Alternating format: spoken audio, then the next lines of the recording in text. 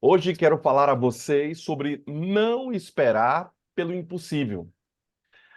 O título de meu sermão, ele tem um objetivo de instigar você, de mexer com o seu coração, de mexer com você.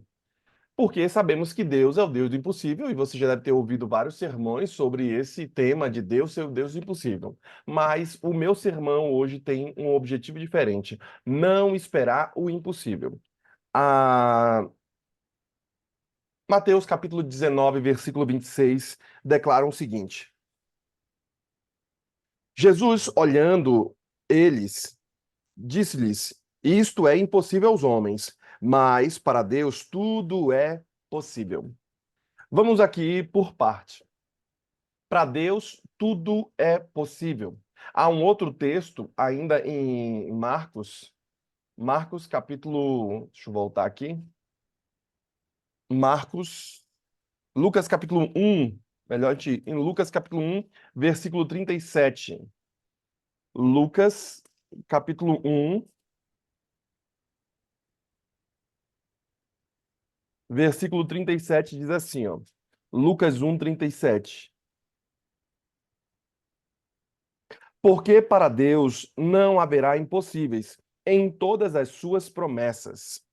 Outro texto que eu separei que corrobora com essa ideia, Marcos capítulo 10, versículo 27. Marcos 10, versículo 27. Fala sobre esse negócio de Deus ser o Deus do impossível. Marcos, capítulo 10, versículo 27, assim declaram. 10, 27. Jesus, porém, fixando neles o olhar, disse: Para os homens é impossível, contudo, não para Deus, porque para Deus tudo é possível. Então, tudo para Deus é possível. Tudo para Deus é possível, tudo para Deus as coisas acontecem. Porém, eu quero que você avalie o que estou falando. A partir desses versos aqui, você de fato precisa entender que nada é impossível para Deus. Ele é o Deus da onipotência, ele é Deus soberano. Eu certamente não desejo tirar esses atributos aqui, por isso que eu li vários textos que falam sobre a mesma coisa. Deus ser o Deus do impossível, para que você tenha a compreensão dele. No entanto, querido irmão, o título da minha mensagem é diferente. Não espere o impossível. Agora eu quero que você me deixe explicar um pouco sobre esse título que eu coloquei aqui, para que você tenha a compreensão clara do que eu quero passar hoje. Deus é criador do universo, Deus é o Deus de leis e ordem. Deus cria esse universo com determinadas leis que regem o universo, ou seja, existem leis que regem tudo aqui. Portanto, não devemos esperar que as coisas sejam contrárias à lei que ele mesmo criou, as chamadas leis naturais. Ou seja, Deus é o Deus do impossível, mas ele é o Deus de lei e ordem. Ele cria as leis e ele vive abaixo dessas leis, por mais que ele possa fazer o sol parar, por mais que ele possa fazer o que ele quiser, porque ele é um Deus soberano, ele é um Deus onipotente, ele é um Deus que pode fazer tudo que é impossível para os homens, para Deus não é impossível. Então, perceba esse marco aqui agora. Deus pode fazer o que é impossível, mas ele vive, a vida humana vive regida por leis humanas, leis físicas, leis espirituais. Pegou a ideia? Agora vamos para o próximo ponto. Nós não devemos esperar o impossível. Por que eu digo isso? Quando eu toco nesse copo aqui, eu estou sentindo o geladinho da água. Eu não vou me queimar. Eu não vou esperar o impossível, porque há uma lei, uma ordem, quando você toca nessa água aqui. Você sente a água. Há uma lei e uma ordem. Eu quero que você não espere, quando você toca num copo de chocolate quente, não espere que você esteja com a mão geladinha. Quando você toca no fogo, não espere que você não se queime, você vai se queimar. Por quê? Porque existem leis claras na física. Então você vai se queimar. Se você, por exemplo, vê uma pessoa jogando algo de um prédio do alto, isso vai cair. Há uma lei, a lei da gravidade. Isso vai cair. Não espere que as coisas saiam flutuando, porque nós estamos dentro de um planeta onde existem regras claras, leis claras, que Deus fez para essa atmosfera, para este planeta. Também Quando uma pessoa planta, por exemplo, melancia, não vai se esperar colher ali milho, por exemplo. Você plantou melancia, não vai se esperar colher milho, por quê? Porque tem leis claras que regem a plantação. Você planta uma semente, vai nascer aquela semente, não vai nascer num galho. Quem já plantou melancia, eu já plantei melancia quando era mais novo, lá no sítio do papai, a melancia é por ramos, ela vai se dando no chão. Não dá para colocar uma melancia num lugar alto. Eu acho que a única coisa pesada que fica num lugar alto é jaca. Jaca é uma árvore grande, frondosa, e a fruta é pesada. Cai na cabeça de alguém, o cara vai embora. Entendeu? Mas Deus cria algumas coisas assim, tendo uma regra clara.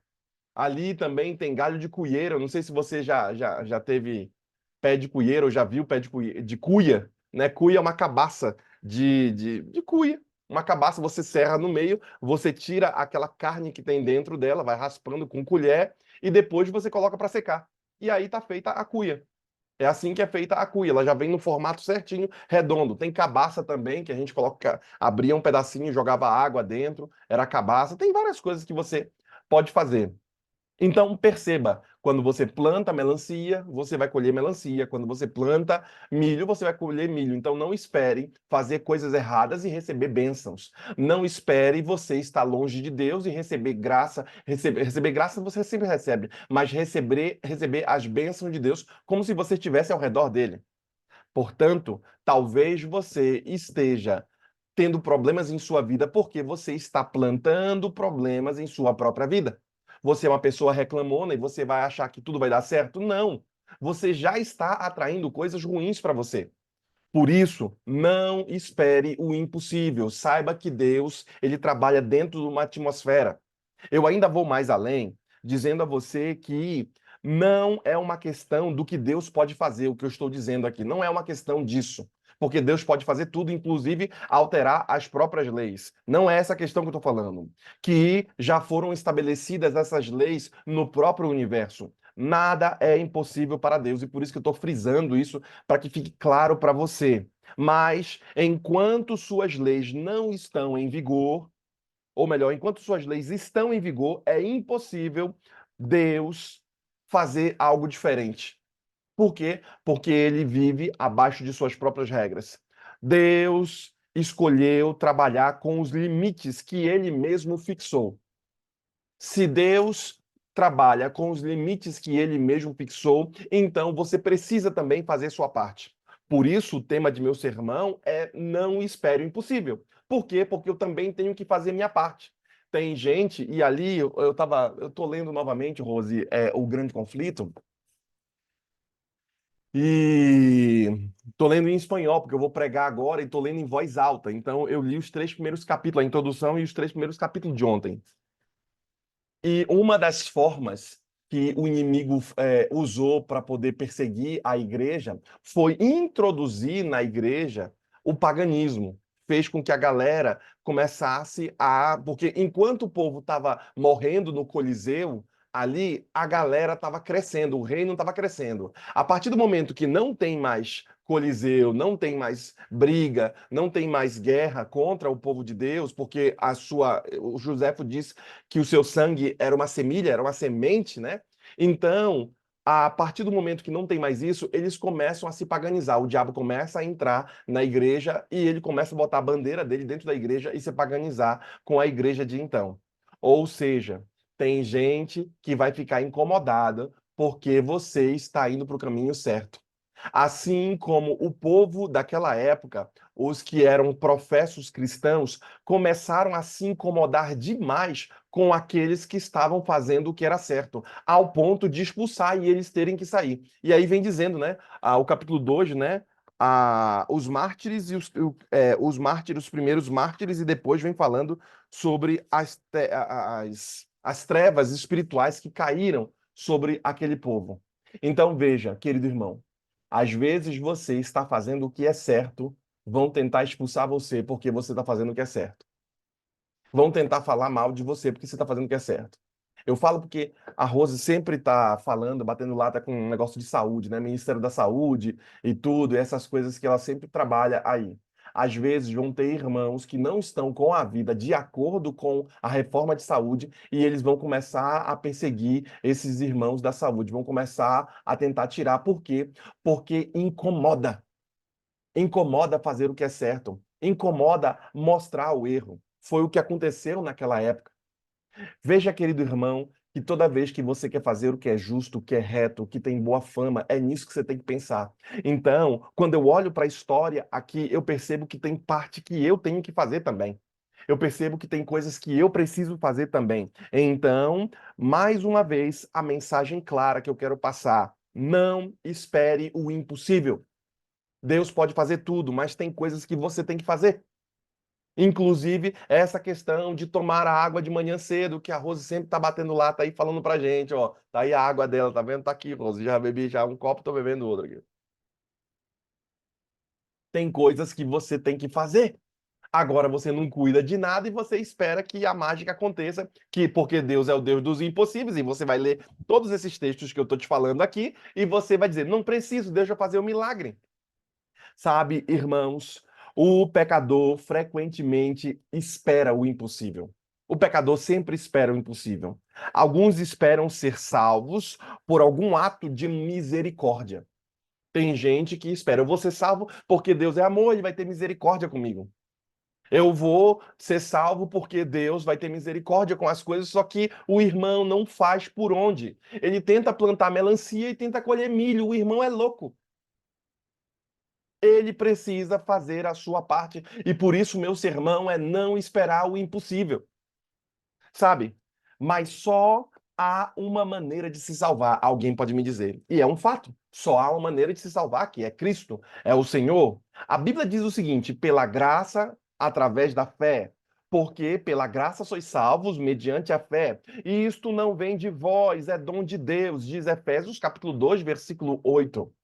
Outro texto que reforça esse negócio de que eu sou salvo unicamente por Deus, por sua graça, é que nós devemos crer na palavra de Deus a respeito de Cristo como o nosso Salvador, e isso é um fato, são as leis espirituais que regem a governança do Senhor. Exemplo, não existe salvação fora de Deus, não existe salvação fora da fé, ou seja, existem regras claras que Deus fez. Ele pode muito bem vir aqui pegar quem ele quiser e salvar, mas só haverá salvação para as regras que Deus criou. De que forma? Quando um pecador se arrepende e ele, pela graça, aceita, pela fé, né? Aceita a graça de Cristo. Só existe essa forma de ser salvo. Então, se você não aceita a graça de Cristo, se você não vive pela fé, obviamente você não obterá esse resultado. Sabendo disso, nós devemos acreditar na palavra. Por que eu falo isso? Porque Jesus Cristo é o nosso Salvador. Veja o que a palavra diz. Porque com o coração se crê para a justiça, e com a boca se faz confissão para a salvação. Mais uma vez, o texto bíblico diz que devemos acreditar na palavra a respeito de Jesus Cristo, confessá-lo. Não há salvação se você não respeitar essa lei espiritual. Assim como se você der um murro na parede, se você botar a mão no fogo, você vai se machucar, você vai se queimar. Existem leis espirituais também. E que você deve respeitar essas leis espirituais. Não espere o impossível. Essas leis precisam ser respeitadas. Agora, o irmão não quer saber disso. O irmão quer ser um crente fiel sem ler a palavra. O irmão quer ser um crente fiel sem estudar a lição. O irmão quer ser um crente que o diabo corre dele, mas o irmão não ora. Tem que respeitar as leis espirituais e o irmão não respeita. Então ele já sabe que ele não vai colher milho porque ele está plantando melancia. Ele não vai colher salvação porque ele não está plantando salvação. Ele não vai colher vitória porque ele não está plantando vitória. O irmão o dia todo passa reclamando. Você acha que o dia do irmão vai ser como? Uma reclamação contínua. Vai ser uma desgraça o dia do irmão. Por quê? Porque ele está plantando todo dia problema. E esses problemas, que é lixo, vão acabar vindo para ele. Sabendo disso, Deus não faz acepção de pessoas. É uma outra lei espiritual. Ah, e por que, pastor, Deus abençoa aquele irmão e não abençoa aquele outro? Porque Deus cuida desse e não cuida do outro. Deus será que faz acepção de pessoas? uma lei espiritual. Deus não faz acepção de pessoa. Ou seja, se um irmão pode ter a graça de Deus, pode ter as bênçãos de Deus, outro irmão também pode ter a graça e a bênção de Deus, porque Deus não faz acepção de pessoas. Se um irmão conseguiu, o outro também consegue. Deus não faz acepção. E se Deus não faz acepção, então talvez é você que tenha que se modificar para receber aquela bênção que o outro recebeu também. Só que você não se modifica, você espera, e o pecador sempre espera, né, que Deus tenha misericórdia e que ele pare o sol e que ele mude as coisas para ele. O irmão vive uma vida devassa e ele quer ter saúde, o irmão vive uma vida longe de Deus e quer que a graça e a bênção venha sobre ele. Não é assim.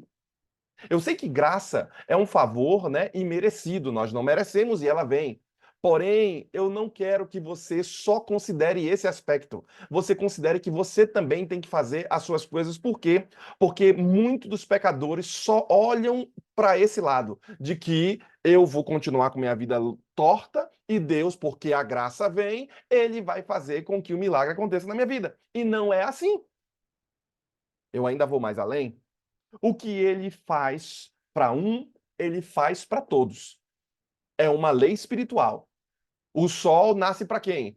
Para os justos e os injustos. O que Deus faz para um, Deus faz para todos. É um fato.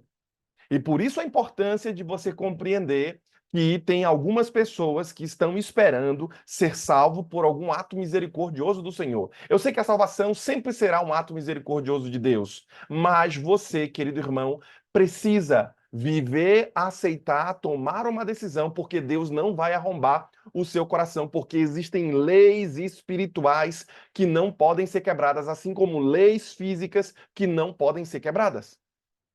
Eu ainda vou mais além, dizendo a você que alguns esperam ser salvos sem a obediência ao evangelho.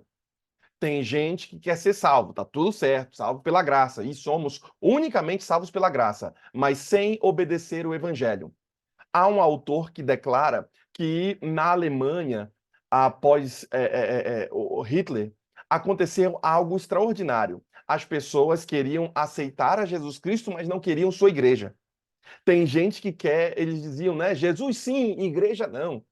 Eles queriam aceitar Jesus Cristo, mas não queriam ter comprometimento com as coisas de Cristo. Tem gente que quer ter relação com a mulher, ter relação sexual com ela, mas não quer ter um compromisso com a pessoa. Esse é o grande problema. Tem gente que quer ter as bênçãos, mas não quer ter um compromisso com Deus. Só quer a parte boa do céu, as nuvens, as ruas de ouro, o mar de cristal, as bênçãos, vou viver eternamente, mas não quer se comprometer com as coisas do Senhor. Isso é um problema porque você quebra e desrespeita as leis espirituais. E uma delas é que alguns esperam ser salvos sem obediência ao evangelho, sem obedecer às coisas de Cristo. E isso é um problema porque hoje estamos vivendo numa chamada hipergraça. Aqueles que são mais da área teológica vão entender. Algumas igrejas estão pregando a hipergraça, a graça chamada graça barata, e eu faço tudo e vivo de qualquer jeito e vou receber a bênção de Deus. Só que isso é um problema. Porque hoje as pessoas não estão sendo verdadeiras e não estão sendo responsáveis e não estão ali obedecendo o evangelho, porque, de acordo com essa linha teológica, a graça, ela anula tudo e é um fato que a graça, ela nos alcança, mas requererá um espírito depois que eu recebo. Exemplo, o livro de Êxodo 20, que fala sobre a lei de Deus. Antes de dar a lei de Deus, o que é que Deus falou? Eu sou o Senhor teu Deus, que te tirei da terra do Egito, da casa da escravidão. Ou seja, eu dei a graça para você, eu tirei você desse ambiente de escravo. Agora eu vou dar as minhas leis. Aí ele vai dar os 10 mandamentos. Ou seja, tem que haver uma resposta daquele que foi perdoado. Aquele que foi perdoado precisa entender as regras. Lembra do homem que foi perdoado a dívida lá no Novo Testamento? Eu vou só parafrasear. Um cara devia muito, o rei foi lá e perdoou o cara. Só que o cara, ao receber esse perdão, ele voltou para sua terra, recebeu o perdão, era impagável a conta. Ele começou a extorquir as pessoas que deviam a ele também. E ele não teve esse mesmo espírito de graça, de bondade que o rei teve com ele não teve com os outros. chegou aos ouvidos do rei de que, olha, lembra do fulano de tal que o senhor perdoou toda a dívida, que era impagável? Sabe dele? Pois é, ele está lá na cidade dele arrebentando todo mundo, pegando o filho, porque era uma regra, né? Pegar filho como escravo e tudo mais, e não perdoou ninguém. Tá um ambiente ruim. É mesmo? Aquele cara não teve o bom senso de, assim como eu perdoei, perdoar também aqueles que o deviam? Manda chamar. E aí mandou chamar novamente o cara e falou: olha, por que você não teve esse ambiente longânimo de paciência com aqueles que te deviam, porque eu tive com você? Então agora será retirado de você a graça que eu te dei. E agora você vai viver sobre as regras. E aí então o texto bíblico diz que o cara foi morto e em diante. Sabe, irmãos, é esse sentimento que você tem que ter, de que eu recebo, eu também dou. Alguns esperam ser salvos sem obedecer o evangelho. Deus é muito claro nisso, mas o evangelho declara o destino dos desobedientes. Qual o destino daqueles irmãos que estão desobedecendo? Como labareda de fogo, tomando vingança dos que não conhecem a Deus e que não obedecem ao evangelho de nosso Senhor Jesus Cristo, aos quais, por castigo, padeceram eterna perdição ante a face do nosso Senhor e da glória do seu poder. Ou seja, os camaradas pagaram um preço muito alto por não obedecer o evangelho. Tem gente que não está pegando a ideia porque estão vivendo uma teologia fora da Bíblia, a chamada teologia da graça barata, a hipergraça. Por isso a importância de você compreender que Deus ele anseia que todos possamos ser reconciliados. É um fato. Deus anseia que todo mundo seja reconciliado, que todo mundo volte ao seio do caminho de Deus. Como, pastor? De sorte que somos embaixadores da parte de Cristo, como se Deus por nós rogasse.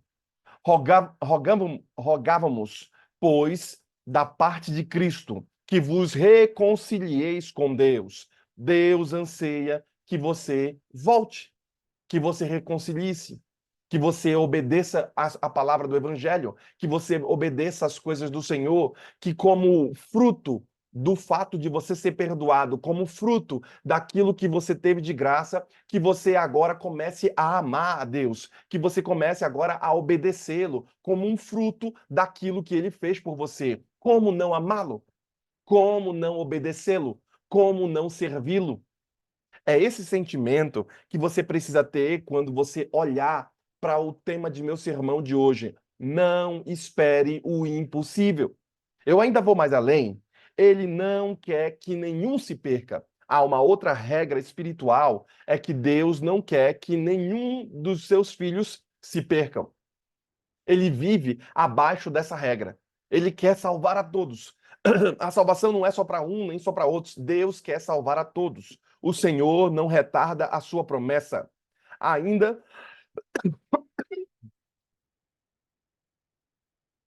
ainda que alguns a tenham por tardia, mas ele é longânimo para convosco, não querendo que alguns se percam, mas que todos se arrependam do seu procedimento, que cheguem ao arrependimento.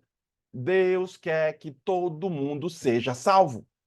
E é esse sentimento que deve mudar a sua história. Deus morreu, se só tivesse você na terra, ele também morreria por você. Alguns não esperam ter que dar conta de suas ações. Tem gente que não espera dar conta das suas próprias ações a Deus. E eu por isso digo a você, a palavra de Deus deixa claro que todos irão comparecer diante de Deus no chamado juízo final. Todo mundo vai aparecer lá na frente. A questão hoje é que os nossos pecados foram cobertos pelo sangue expiatório de Cristo. E por isso nos tornamos limpos diante de Cristo. Porque a palavra diz: o salário do pecado é a morte, mas o dom gratuito de Deus é a vida eterna, através de Jesus Cristo, nosso Senhor. Romanos capítulo 6, versículo 23. A palavra ainda continua dizendo: porque todos devemos comparecer perante o tribunal de Cristo, para que cada um receba o que fez em seu corpo, de acordo com o que ele tem feito, que seja bom ou ruim. Segundo Coríntios, capítulo 5, versículo 10. haverá um juízo com base no quê? Nas leis claras. Quais são as leis? Aquilo que você fez aqui na terra. Inclusive o que você fez no seu corpo. Lembre-se que o seu corpo é templo do Espírito Santo. E o pecado chamado de pecado imperdoável é aquele pecado que você rejeita o Espírito Santo, a rejeição dele. Eu lendo no Grande Conflito, Jesus chorando, falando com Israel, e os discípulos olhando e vindo todo aquele mármore branco, todas aquelas coisas lá. E aí então os discípulos falando, que coisa bonita, todo mundo vendo que o negócio era vistoso, era um orgulho da nação. E Jesus falou: Olha, eu te digo, em verdade vos digo, que não ficará pedra sobre pedra. E tudo foi derrubado, irmãos. Tudo foi destruído ali. De fato, não ficou pedra sobre pedra. Eles ali entenderam que eles iriam receber o problema dele ali naquele momento.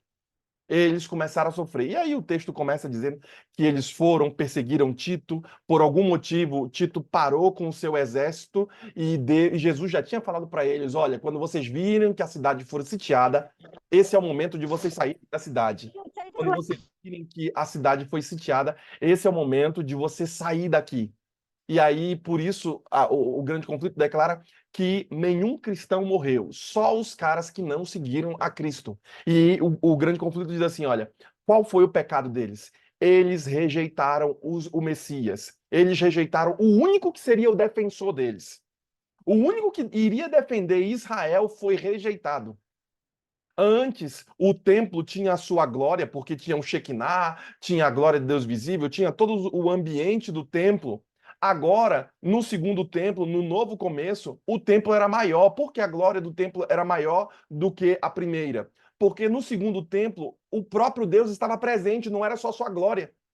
O próprio Jesus estava presente no templo. O Cordeiro de Deus que tira o pecado do mundo. Os caras rejeitaram o próprio Deus e por isso que a última barreira de salvação foi retirada. Será que você não está pagando algumas coisas porque você está tirando a última barreira de salvação para sua família, para sua vida, porque você não está cultuando o Senhor? Você não está buscando o Senhor, você não está trazendo Ele para dentro da sua casa, você não está fazendo a reforma de saúde, você não está fazendo as coisas que Deus pede. Será que isso tem impedir ali a bênção de Deus sobre você? Já é a quarta vez que eu desligo. Será que você não está percebendo isso? Bem, eu termino a minha mensagem deixando claro a você que muitos cristãos esperam o impossível quando se trata da igreja local. Ai, pastor, eu espero que a igreja seja tudo boa, que tudo dê certo. Tem gente que espera o impossível na igreja. Muitos esperam que ela cresça sem o irmão fazer esforço algum. O irmão espera que a igreja seja uma bênção, mas o irmão não ajuda em nada. O irmão não coloca a mão dele no arado. Ele espera que as coisas sejam bênção, mas ele mesmo não é bênção. Ele está quase como um telespectador ali. Ele está quase como alguém que só está recebendo. Por isso, o crescimento não virá apenas porque desejamos que aconteça. Não. O crescimento da igreja não vem só porque nós queremos que aconteça. Ele só veio quando nós começamos a trabalhar. O crescimento só vem quando você começa a trabalhar. Então, perceba que tem uma regra na lei da igreja. Para que ela cresça, você tem que se unir para trabalhar. Então, não fique de fora.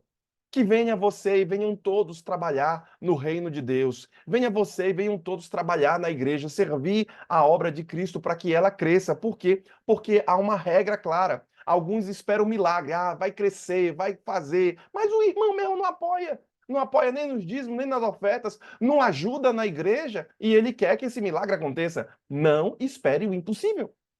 Faça a sua parte. A Bíblia diz, do qual todo o corpo, bem ajustado e ligado pelo auxílio de todas as juntas, segundo a justiça, segundo a justa operação de cada parte, faz o aumento do corpo para a sua edificação em amor. Efésios capítulo 4, versículo 16. O texto bíblico diz claro para a gente que para o corpo crescer tem que estar como? Bem ajustado. O povo tem que estar unido, segundo a justa operação de cada parte. Ou seja, cada irmão, cada parte precisa fazer a sua.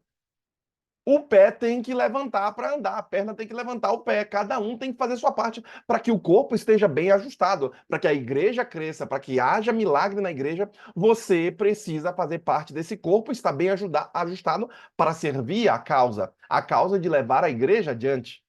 Muitos pensam que a igreja vai crescer se, primeiro ponto, mudar o pastor. Ah, e se mudar o pastor, a igreja cresce. Não, não é assim. Talvez a igreja não esteja crescendo, não é por causa do pastor, é porque você tem que estar no meio. E às vezes você não está no meio porque lembre-se do que aconteceu lá no grande conflito que aconteceu lá em Jerusalém. As pessoas começaram a mandar para fora, por quê? Porque não aguentavam a vida e o estilo de vida daqueles sinceros cristãos. E eu ainda vou mais além, um bom ministério de louvor. Aí tá a irmã Suelen, que está sempre batendo lata aí nessa questão da música. Ah, e se a igreja tiver um bom ministério de louvor, a igreja cresce. Muitos pensam que a igreja vai crescer se ela tiver um bom ministério de louvor, se tiver um pastor jovem emocionante. Eu já falei que eu não sei fazer esses sermões de emoção e o povo chora. Eu não sei fazer.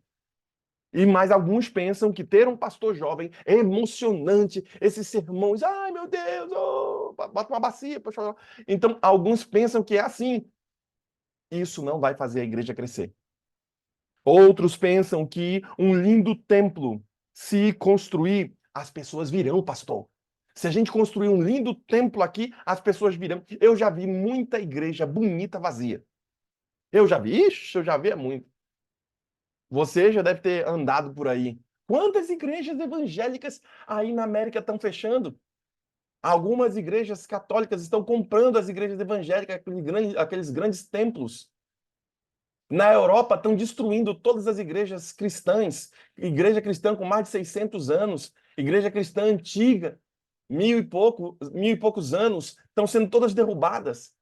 Então perceba que não é a beleza da igreja que vai fazer com que ela cresça. Não funciona assim na igreja.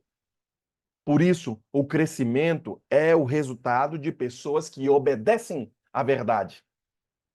Eles dizem que ela declara que o fogo das fogueiras vão se reacender quando a igreja ela faz uma trilha. Qual é a trilha que ela faz? O povo era fiel, perseguição. O povo deixou de ser fiel, perseguição cessou. Quando é que a perseguição se tornará efetiva novamente? Quando o povo se tornar fiel novamente. O fato do povo de Deus não ser fiel é que a perseguição não está vindo mais.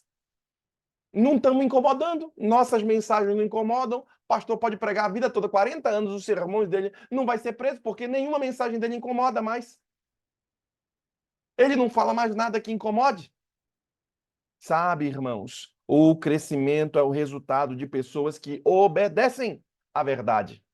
Mais ainda, muitos esperam que a igreja cresça sem eles fazerem nada.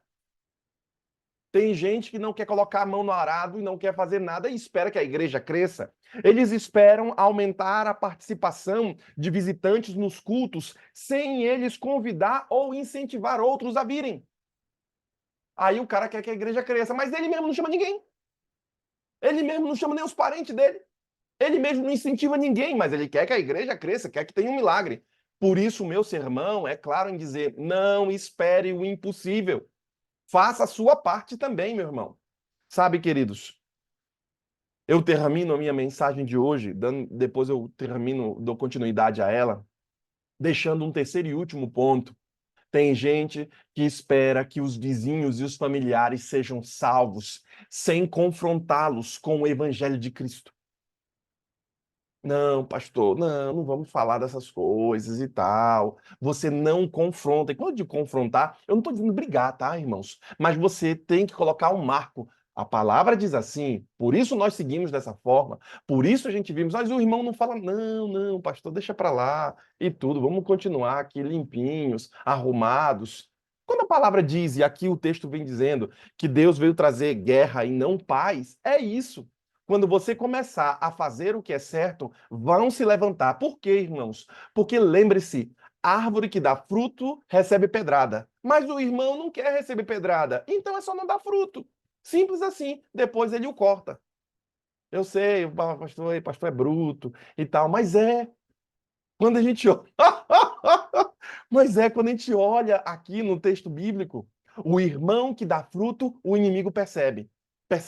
Agora o irmão não quer dar fruto, sem problema. Ele só vai ser cortado pelo Senhor. Por quê? Porque a árvore que não der fruto, ele o corta, diz a Bíblia. Então, não te preocupa, dê fruto, querido irmão. Continue trabalhando para a causa de Cristo, porque eu percebo que muitas pessoas acabam não levando o evangelho para os seus familiares, mas elas esperam que o filho se converta, que o milagre aconteça, que os parentes derramem, mas não fala sobre isso. Passa a ligação todinha e não fala sobre Deus. Passa a ligação todinha e não fala sobre a verdade, não fala sobre a volta de Cristo.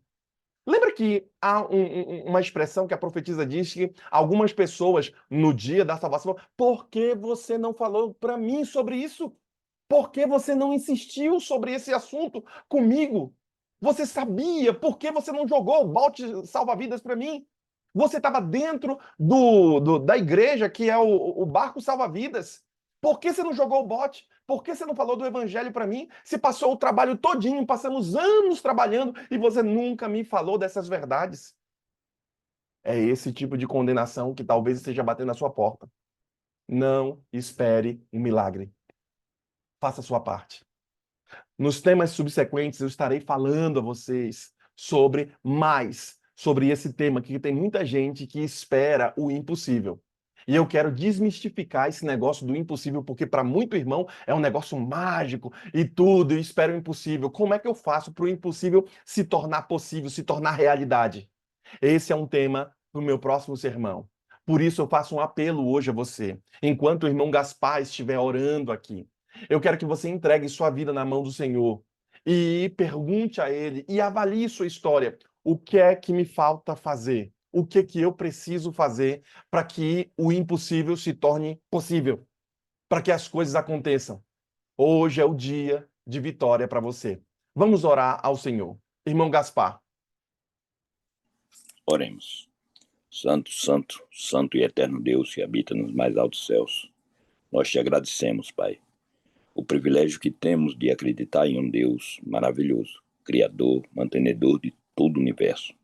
Obrigado pelas tuas misericórdias que não têm fim, elas se renovam a cada manhã. Obrigado, Pai, pela esposa maravilhosa, pelo filho, pelo neto. Por favor, Pai, toma o nosso filho em teus braços de amor, cuida dele,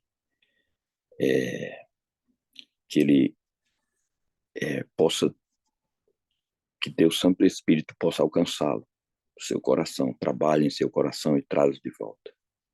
Agradecemos pelo nosso neto, que ele e seu pai, na caminhada da vida, não se distanciem dos teus caminhos. Obrigado pela mensagem maravilhosa que ouvimos do pastor Anderson. Abençoa, Pai, seus projetos, sua família, seus queridos. Abençoa, Pai, essa empelitada que ele está indo fazer, construindo aquela igreja, reformando lá, que teu Santo Espírito possa ser com a equipe dele e com ele. Te oramos também por Sueli, que orou conosco aqui no começo. Ela sempre ora pelo seu pai, pelos seu irmão. E nós oramos, Pai, por cada filho e cada filha que estão distantes dos teus caminhos, que teu Santo Espírito possa alcançá-los. Derrama, Pai, teu Santo Espírito sobre a tua igreja, a igreja local e mundial. Capacita-nos com o poder do alto para falar de teu plano de amor e salvar o povo que perece por falta de conhecimento. Abençoa cada família aqui representada,